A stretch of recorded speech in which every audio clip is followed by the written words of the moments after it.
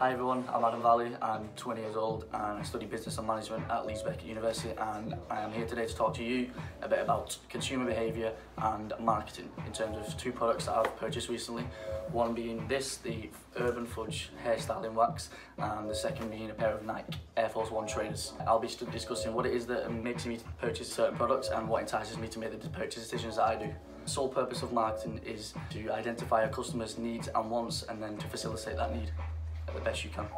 Firstly, in relation to the customer decision making process, the first stage is problem recognition, and in my case the problem was that I wasn't satisfied with my old wax and wasn't achieving the desired results, so decided it was time to make a change. The second step is information research.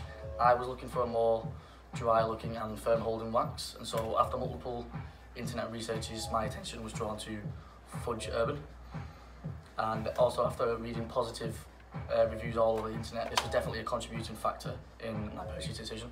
The product promised it was a no shine wax and would provide a messed up look, and so after previous failed attempts with various different products, it was easy to say that this was a easy decision from the start. Another contributing factor that largely affected my purchasing behaviour is the fact that the product was easily accessible through many of my local stores, such as my Morrison's or Tesco or local Boots Pharmacy, and also online on places such as Amazon and Superdrug for £7.49. Although that seems a rather high price to pay for just a box of hair wax, I knew that what I was getting was rather high quality.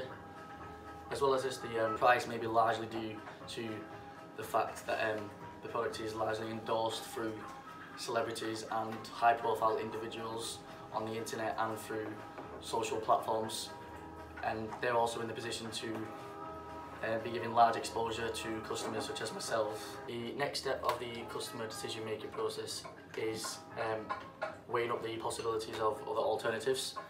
One other product that I came across was VO5 matte clay, and although this product seemed considerably less in price than the Urban Fudge, the unique packaging and the actual texture of this product are what mainly enticed me to buy it. As with my previous purchases, the product was just not giving me the desired results that I wanted. The next step is the actual purchasing of the product, and this is where, after weighing up all relevant factors, the consumer and the customer comes to the decision that that is the product that they want to purchase. And the final stage is the outcome, and this is where the customer has purchased the product, they have used the product, they have owned the product for a considerable amount of time, and they weigh up whether or not the product satisfies customer desire and wants, and it is safe to say that in this instance the product has achieved the desired results for me. There are many different buying situations that relate to individuals' purchasing behaviour. For example, in this instance, my purchasing behaviour can be largely linked with limited problem solving.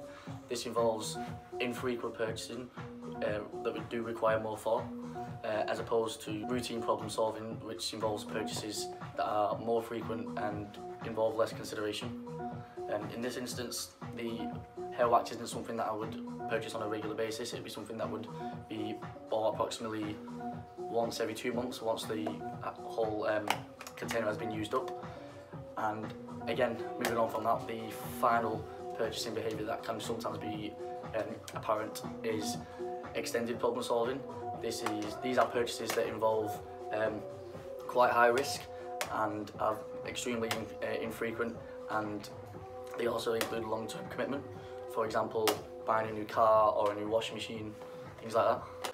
Moving on to my next product, which was the Nike Air Force One trainers. This product was purchased primarily on the basis of a socio-psychological motive in relation to its associations.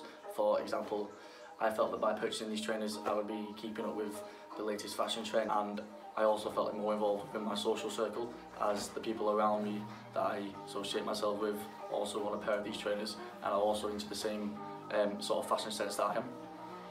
Moving on, this purchase can be largely related to the self-concept approach theory. This theory highlights how a person's purchases largely reflect the way that they perceive themselves within society.